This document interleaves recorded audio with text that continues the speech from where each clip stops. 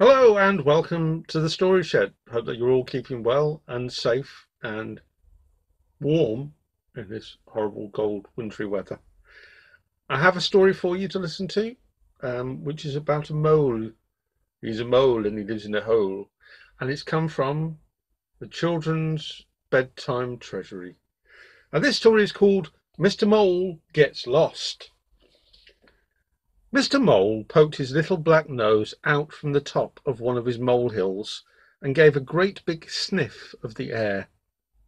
Then he sniffed again, and then a third time just to make sure. Oh dear, he thought, it smells like it's going to rain. Mr. Mole didn't like the rain one bit. Every time he got caught in the rain, his plush little velvet fur coat got all wet and drippy, and he left muddy footprints all over his underground burrow.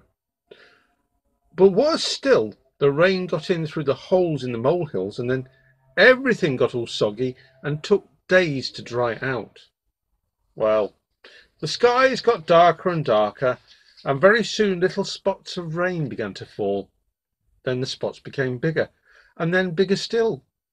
Before long, all you could see before your eyes were big, straight rods of rain, bouncing off the leaves on the trees, pounding the ground and turning everything muddy and wet. Mr. Mole had never seen rain like it.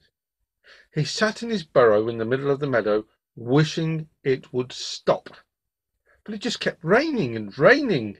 Soon the rain started entering his burrow. First it went drip, drip, drip through the holes in his molehill, and then it became a little river of water in the bottom of the burrow.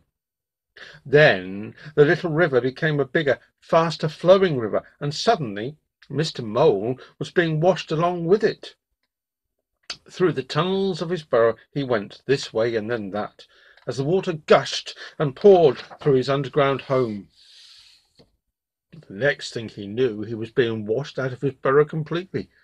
As the rainwater carried him off down the meadow, down he went, not knowing which way was up or where he was going. Now he was being washed through the woods at the bottom of the meadow, but still the water carried him on, bouncing and turning him until he was dizzy and gasping for breath. Suddenly he came to a halt. The rainwater gurgled and trickled around him and then flowed onwards as he found himself stuck firmly in the branches of a bush. "Oh dear," Mr. Mole said as he got himself free. "Goodness me, where can I be?" he thought. Mr. Mole looked around him, but being a very short-sighted mole, as most moles are, he couldn't make out any of the places that were familiar to him. Worse still, he couldn't smell any smells that were familiar to him either. He was completely lost, far from home, and had no idea how to get back again. Now, to make things worse, it was starting to get dark. "Woo!" said a voice suddenly. Mr. Mole nearly jumped out of his moleskin with fright. "I wouldn't stay here if I were you," said the voice again. Mr. Mole looked up and found himself face to face with an enormous owl. "Don't you know it's not safe in the woods at night?" asked the owl. "There are snakes and foxes and weasels and all sorts of nasty creatures that you really wouldn't like to meet." "Oh dear," was all Mr. Mole could think of saying. He told the owl of his terrible watery journey and how he was lost and didn't know how to get back home again.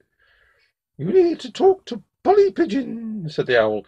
"She's a homing pigeon, and she lives near your meadow.